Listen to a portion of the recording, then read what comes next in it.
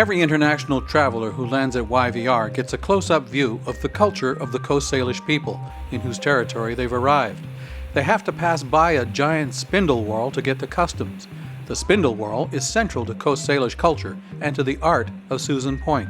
The spindle whorl was a traditional tool that was used by the Salish women to spin wool into yarn. And a lot of the discs themselves, which is called the spindle whorl, had intricate designs either on one side or both sides of the piece. The spindle whorl is important to me because I like the form itself, the circle. It's continuous. It reminds me of the circle of life. It's got a lot of meaning behind it, you know.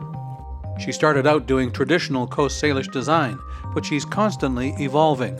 So I've changed drastically from traditional to contemporary, very contemporary art, but I always stay within the Coast Salish art style using the Salish forms, the elements, which are crescents, wedges, V-cuts. She tries different mediums. A lot of the designs I do can be transferred into various mediums, glass, wood, metal, whatever I'm using, maybe with a little bit of modification. Case in point is her gateway project at Cambion Marine, which started out as an idea for the Vancouver 2010 Winter Games that didn't work out. So I set it aside and thought to myself, well, there's always a future use for it. So using the cauldron, I turned it into a basket. It has a lid that goes on top and a spindle whorl in the center. 4 of these baskets were cast in concrete, and the lids I did in bronze. The imagery on these lids comes from this area: the people, the paddles, the salmon, and the berries. I love doing public art pieces because it sets our Salish footprint on our lands. Something else she loves is perfection. I'm very fussy. I'm very finicky, very finicky. Everything has to be perfect. My lines have to be right. Perfection takes a long time. I mean, if you want to have it done in a matter of, say, a month, go for it. But if you want to take 3 months to do it, to make it perfect, I would go for the 3 months. Susan's projects can take years. For instance, working on the gateways for Stanley Park, that took me almost 5 years to create.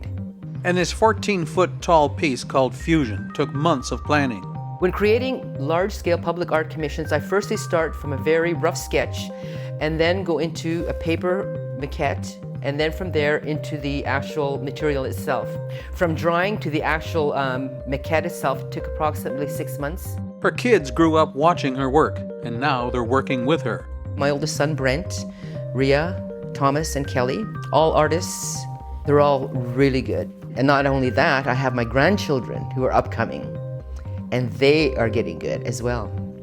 A lifetime achievement to me is, you know, passing all of this, all of my knowledge onto my children, my 4 children, and not only them, but to my grandchildren as well. Right now, they're working on spindle whorls for Susan's Vancouver Art Gallery show coming up in February.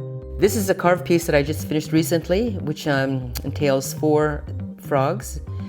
And within the frog's eyes, I incorporated glass, and behind the glass are carved and painted pupils. Susan's life is all about the work. I never have a moment where I'm not doing something, creating. And she'd rather work than talk about it. I have a lot of work to do. Are we done yet? Is that my stop? That's it.